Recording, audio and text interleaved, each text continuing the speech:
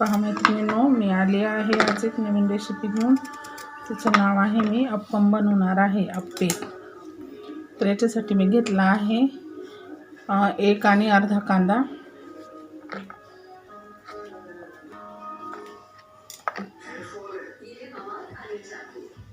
घालणार आहे हे अर्ध टमाटर,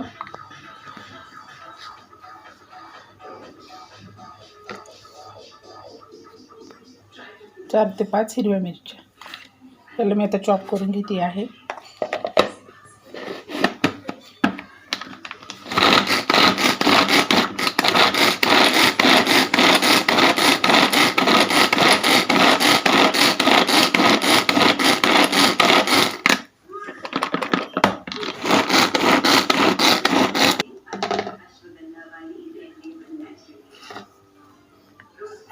जर तुमच्याकडे चॉपर नसेल मैत्रिणींनो तर घाबरायचं कारण नाही.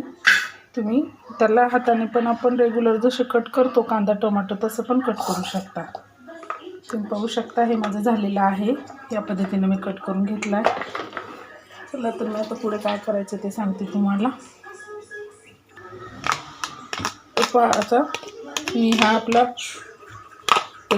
कट करून घेतलेला सर्व याच्यात टाकते मैत्रिणींनो पिठामध्ये.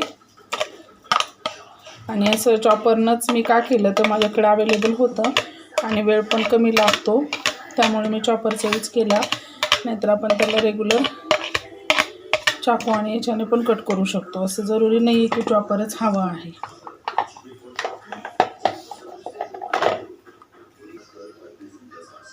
यात मी कट केलेलं सर्व साहित्य टाकलेले. यात मी 1 चम्मच मीठ पण टाकत आहे. मीठ तुम्ही तुमच्या आवडीप्रमाणे कमी जास्त घेऊ शकता. आम्ही खायचा सोडा टाकत आहे मैत्रिणींनो, 1/2 चमचा. ते सोड्यावरती असं आपल्याला 1 चमचाभर पाणी टाकून घ्यायचं मैत्रिणींनो, जेणेकरून तो व्यवस्थित असा मिक्स झाला पाहिजे. आता मी याला व्यवस्थित मिक्स करून घेते. मिरच्या मी जास्त बारीक नाही केल्या कारण ते मुलांना तिखट लागतात, म्हणून जराशा मोठ्याच ठेवल्या तर ते दिसतात, ते काढून खाऊ शकतात मैत्रिणींनो. त्यामुळे मी त्या जास्त बारीक नाही करून घेतल्या, जाडसरच ठेवलेल्या आहेत. आहे आता आपलं बॅटर रेडी आहे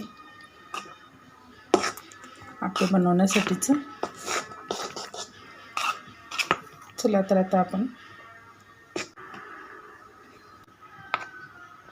यात अजून थोडीशी आपण अशी कोथिंबीर टाकून घ्यायची आणि त्याला व्यवस्थित एकदम मिक्स करून घ्यायचं. आणि पहा हे बॅटर कसं छान दिसतंय मैत्रिणींनो, एकदम फ्लफी असं झालेलं आहे. यात मी जास्त डाळीचा वगैरे यूज नाही केला आहे. जे रेग्युलर मी जसं इडली वगैरेसाठी बनवते तसंच बॅटर घेतलेलं आहे मैत्रिणींनो. जर तुम्हाला तसं मिक्स डाळींचं अप्पे बनवायचं कसे ते जर तुम्हाला पाहायचं असेल तर तुम्ही मला कमेंटमध्ये सांगू शकता. मी जरूर ते पण बनवून तुम्हाला दाखवायचा प्रयत्न करेल मैत्रिणींनो. चला तर आपण सुरू करूया.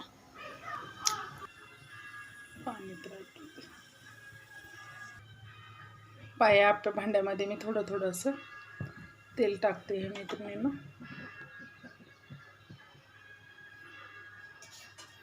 जास्त तेलाचा वापर मी करत नाही सहसा.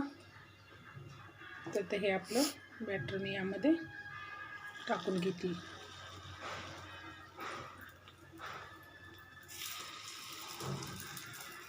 तुम्ही पाहू शकता हे कसं दिसतंय.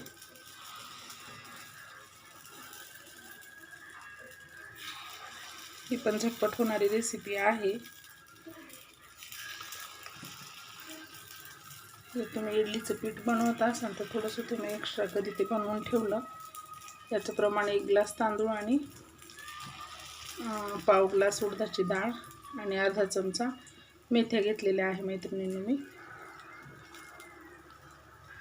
त्याला 8 तास भिजत ठेवून 4-5 पाण्याने वॉश करून अर्धा तास भिजत ठेवलं होतं. आणि त्याला परत मग रात्री वाटून पहा मैत्रिणींनो, आता हे एक साईडनं आपले असे छान भाजून झाले आहेत आप्पे.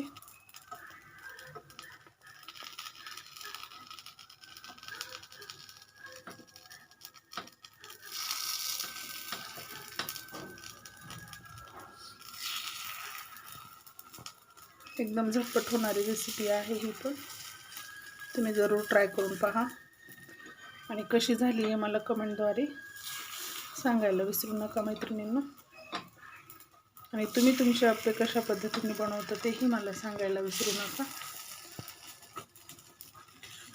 पाहता लागेल 2 ते 3 मिनिट आपल्याला असंच छान असं भाजून घ्यायचं आहे किंवा शेकून घ्यायचं आहे.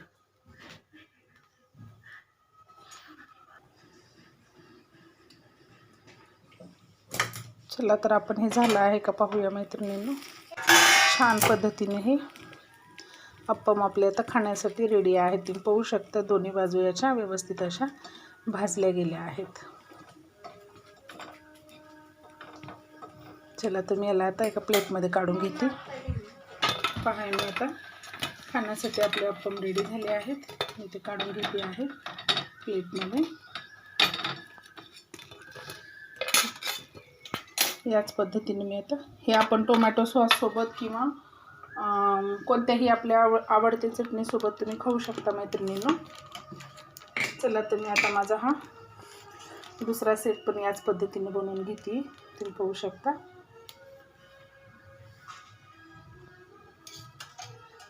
थोडंसंच तेलाचा वापर करायचा आहे किंवा मी याच्यामध्ये करते आहे.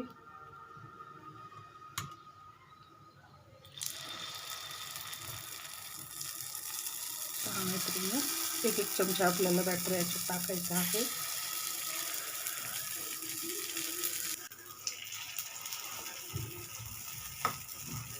पहा मैत्रिणींनो याच पद्धतीने मी हा माझा दुसरा सेट पण बनवून घेते आप्याचा. चला तर याच्यावरती झाकण ठेवूया आणि 2 मिनटं आपल्याला असंच ते शिजू द्यायचं आहे. पहा मैत्रिणींनो हे अप्पम आपले आता खाण्यासाठी रेडी आहेत. मी तुम्हाला यामध्ये पण कट करून दाखवते की ते कसे आतपर्यंत व्यवस्थित असे भाजले गेले आहेत. ते खूप गरम आहेत मैत्रिणींनो. तुम्ही पाहू शकता हे अशा पद्धतीनं आतपर्यंत एकदम छान असं शिजलं आहे. ते तुम्ही जरूर ट्राय करून पहा आणि माझ्या चॅनलला सबस्क्राईब करायला विसरू नका मैत्रिणींनो. या गरमागरम अप्पम खाण्यासाठी या. आणि तुम्हाला कसे वाटले ते मला जरूर सांगायला विसरू नका मैत्रिणींनो. आणि माझ्या चॅनलला जास्तीत जास्त सबस्क्राईब, शेअर आणि कमेंट करायला विसरू नका. लाईक पण करा मैत्रिणींनो. माझ्या चॅनलचं नाव आहे कुक विथ सुगरण सोनिया. चला तर मग मी अशीच एक नवीन रेसिपी घेऊन तुम्हाला परत भेटण्यासाठी येते. तोपर्यंत बाय बाय.